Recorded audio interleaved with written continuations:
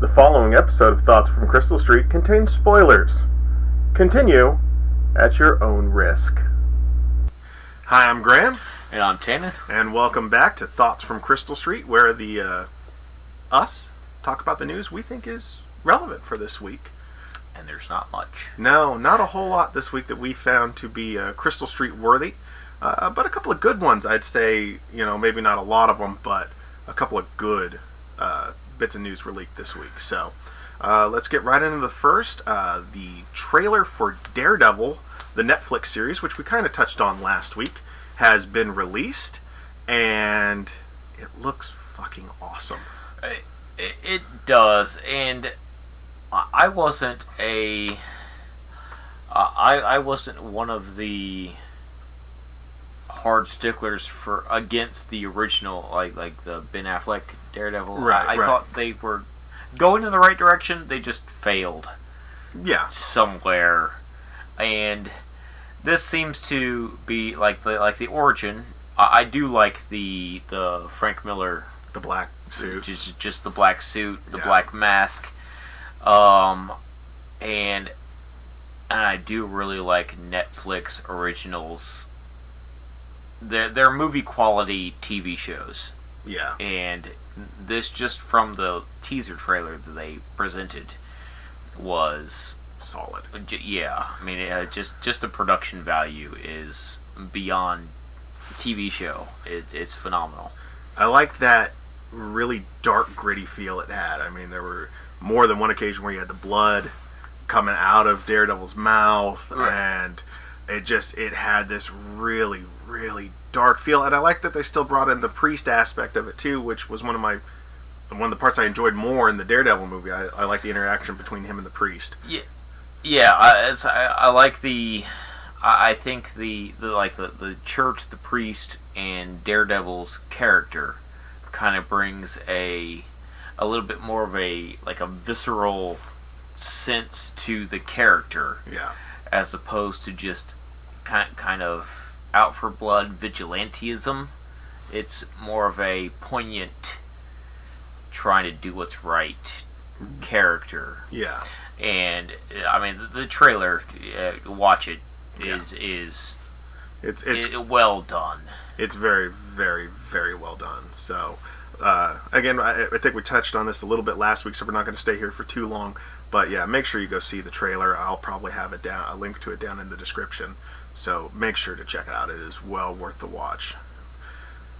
Alright, and since we're going on, we're going to switch to DC and the CW. We're going to go with, they introduced the costume design for Adam from Arrow, Brandon Routh's character, which looks amazing. It looks solid. Well, and it's cool because first was leaked a picture by Grant Gustin, the actor who plays the Flash, of the Atom suit at Star Labs right next to the Flash suit. So now we're getting a teaser that Atom and Flash are going to team up at some point, even though it seemed to this point we were going to see the Atom in Arrow first. And for one, I just appreciate, it's like, for one, like Stephen Amell and Grant Gustin, they are integrated into their roles so much that I mean, they're invested in it. Yeah. Grant Gustin leaked the picture of the Atom suit, and the Flash suit is in the background. And I appreciate that it's like Stephen Amell, Grant Gustin, they love their characters enough that they're just going to go out of their way to, I mean, it might, for all I know, they might have been asked for PR, but I don't really care. I don't give a damn. It seems like, from an outside perspective, that they love their parts. They love what they're doing. Yeah. And I appreciate, it's like here's the Atom suit, and Grant Gustin, who's the Flash, presenting it, and so you have to naturally assume that they're just growing the CW's franchise of the DC comic book line. Yeah. Now to extend from like Starling City, Coast City, and now you have Atom to integrate into that. And I just really like Stephen Amell does a great job. And I mean, his Facebook is incredibly active with Arrow references. He asks almost every single day, if not every day, for Arrow references. Saturdays are great. Lightsaber Saturdays is phenomenal. But yeah, and then he's got his own. It's like, make a meme out of this image. Stephen Amell is phenomenal, and I can naturally assume that Grant Gustin is going to kind of fold. Grant Gustin obviously loves his character.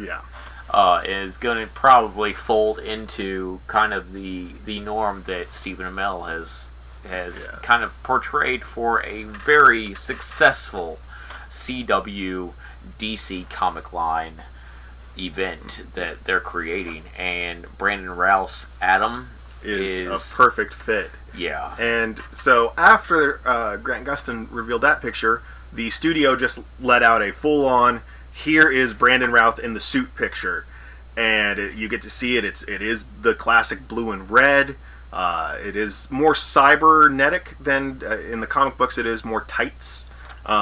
This definitely has more of an Iron Man feel to it. If you got to make a direct kind of connection. Yeah, very, very more like armor oriented. But I mean, from the Arrow, I mean, it's an armored suit. So it doesn't get shot. So that kind of makes sense because he's not the Brandon Routh character is not a trained fighter. He's just a genius. It's Steve Jobs in power armor. Yeah, that's a good analogy, because I mean, even if, let's say, if you're paying attention to even recent Arrow episodes, Brandon Routh is not that great hand to hand.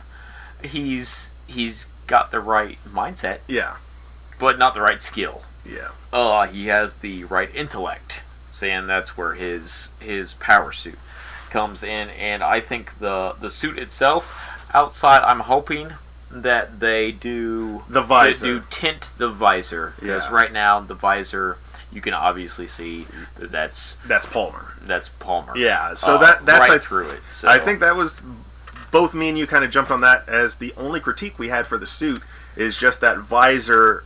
We both kind of hope just tints, and it can maybe tint and untint as he needs to, just to talk to people. It's like, oh yeah, here, let me take my mask off, and instead of having this elaborate thing he's got to pull off, it's just, oh look, the visor is clear now, and I can talk to you. And that's not outside the realm of his intellect to create tinted, untinted visor. Yeah, I mean, you could even assume that Atom suit. Yeah, you can even assume that visor's going to have a HUD display, maybe even similar to the Tony Stark HUD world. So I don't think they'll go quite that far with it, but at least it'll go over his eyes, and that's where he'll get all of his battle data as it's going on. Right. But that was pretty much it. For the most part, I am incredibly overjoyed with the success of Flash, Arrow, and now hopefully, and it's slated now to Atom possibly getting his spin-off. I do appreciate CW is doing a phenomenal job with their own universe. Yeah. I will always be a little bit. There's a word for how I don't like that they can't reference Bruce Wayne, Clark Kent, or Diana. Yeah. But I don't know what that word is. I don't like it. Yeah, it's. But they are still, for what they have. It's like, I can understand for the legal rights issues. Right. Two separate parts of the Marvel entity. Okay, fine. What they're doing is looking good. Yeah. And the people they're getting to play their characters not only are phenomenal in their characters, but like playing them. Yeah. And I would say, from a casting standpoint, that's that's G.I. Joe. That's half the battle. Yeah. I mean, getting somebody that enjoys coming to work to play as the Arrow, Yeah. the Flash, or the Atom. That's getting somebody that wants to do it. You're halfway done there. Now it's just finding somebody that the fans are going to enjoy watching. Yeah. You got to put the scripts down. The scripts have got to be solid. It's got to still hit on the point that comic book fans are looking for. But again, like you said, finding the right actors, not only for the main stars, but finding the right actors for the support roles. I've said on my Facebook page that I can't believe how cool Captain Cold is on Flash. I mean, that's a character in the comic books I've always thought is really lame, and in the TV show he's phenomenal. Yeah, and even as like the ancillary characters, Felicity Smoke for Arrow, Diggle, Joe on Flash, Arsenal. Yeah. And I'm glad they gave him his name. Yes. And you can just watch throughout the episode development how close he is getting to any iteration that you care to personify. Yeah. That he is getting closer and closer to the arsenal that is known in the comic books. Yeah. But then I'd say the Flashes. The Reverse Flash. He is yeah. I'm still gonna say he is one of the best villains written on TV. Yeah. For being a good guy, everybody knows him as a good guy, and everybody knows him as the Reverse Flash. I mean, that's not. We should have mentioned Spoilers. A long time ago, like at the beginning of this whole video, that there were a number of spoilers, and we didn't. I'll put some text on the front of this that'll say spoilers. So if you're still here at this point, I assume that you saw the spoilers. I'm happy that warning. you did. But yeah, it's like the Reverse Flash. I just watching throughout, especially because this is now coming after the fall. We're now in the spring release, a spring half of the season, and Reverse Flash is such a damn good. He's a good guy. Yeah. And you know that he's not. Yeah. And that's what makes him such a good villain. Yeah. Is he's not. I mean, it's like there's Captain Cold that is done. Is done to the point that makes Captain Cold from the comic books and even some of the animated series kind of a joke. Yeah. Even in all of those comic book animated series, he was always a joke. He was always somebody else's villain's pawn. Yeah. Almost to affect the Flash. And in the comic, or in the CW series of the Flash, they've actually turned him into a reputable villain on his own. Yeah. Intelligent, knowing what he's doing, and perfectly fine just going toe-to-toe with the Flash and wanting to. Yeah. So I appreciate what they've done with him. Yeah. But even like Cisco. Yeah, it's a great character. And the chick. Snow. Dr. Snow. Dr. Snow. Yeah. You can tell, especially Cisco. I mean, it's either he's a damn good actor, which I don't doubt that he is, or he loves his role. Yeah. But he's fun to watch. The interaction between Snow, Cisco, and Dr. Wells. Yeah. That's a fun I mean, the interaction they have. Yeah. That they created, CW created, is like, yeah, we have this. And honestly, going from Arrow to Flash, there is a kind of a departure from realism. Yeah. Arrow is, here's just a guy that is good. Yeah. I mean, he trained himself to be better than people, and then now you have Supernatural in the Flash.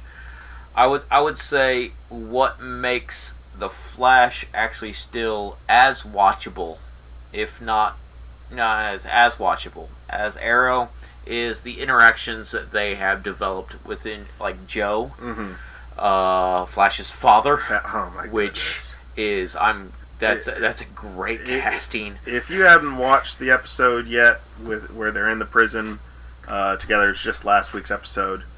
Man, he's such a good character. Nails it. And Yeah. this is, CW's credit completely for getting the original 80s 80s Flash. Flash Yeah. to be Flash's father. And he does such a phenomenal job. Yeah.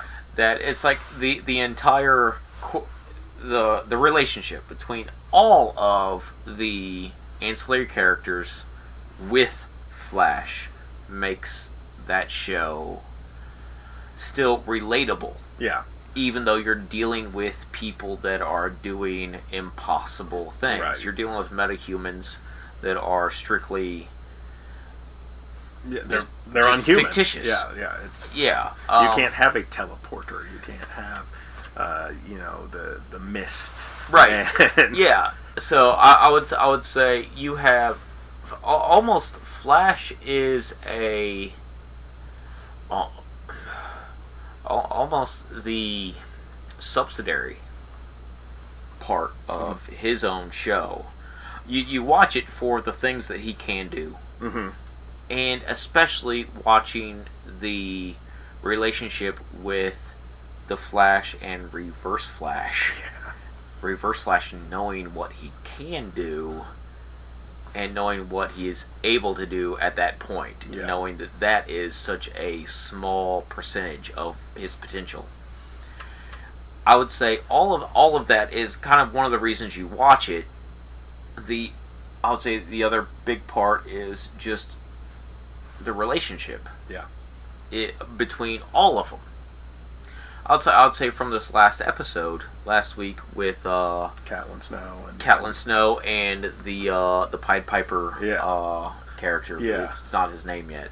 Well, that's the name he chose to give himself, and Cisco agreed. So. Right. Yeah. Last week's episode. Yeah. I would say one of the best parts about that is the karaoke bar. Yeah.